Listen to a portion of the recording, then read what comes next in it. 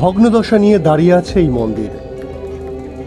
আপাত দৃষ্টিতে দেখলে মনে হবে এক মাথা জটা নিয়ে দাঁড়িয়ে আছেন স্বয়ং মহাদেব।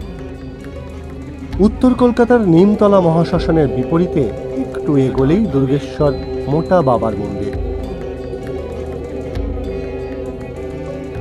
কেউ কেউ বলেন দুর্গেশ্বর, আবার কেউ বলেন মোটা বাবার মন্দির, যাকে ঘিরে বহু অলৌকিক কাহিনী প্রচলিত আছে।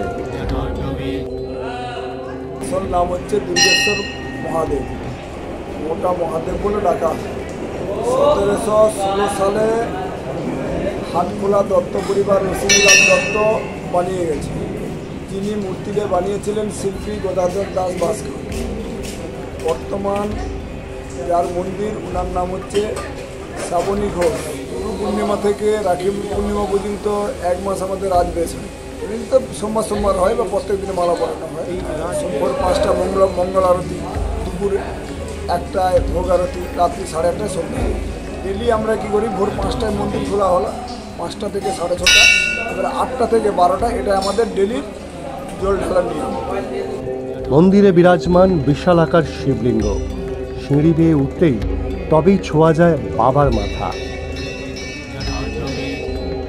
ভাঙাচোরা এই আটচালা মন্দিরের আনাচে কানাচে ছড়িয়ে রয়েছে নানান অলৌকিক কাহিনী।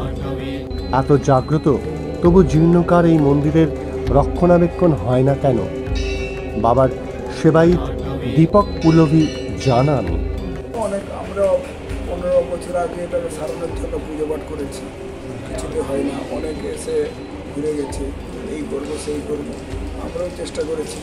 বাবার মহিমা ছাড়া আমরা কিছু করতে পারি না। বাবার ইচ্ছে, কোনো কিছু তো করতে গিয়ে বাধা পড়ে যাচ্ছে, তারপরে এবারে বাবার ইচ্ছে।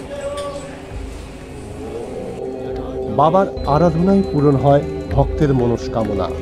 তেল, ঘি, মধু, দুধ, ফুল, ফল দিয়েই মনোবাঞ্ছনা জানিয়ে যান ভক্তরা।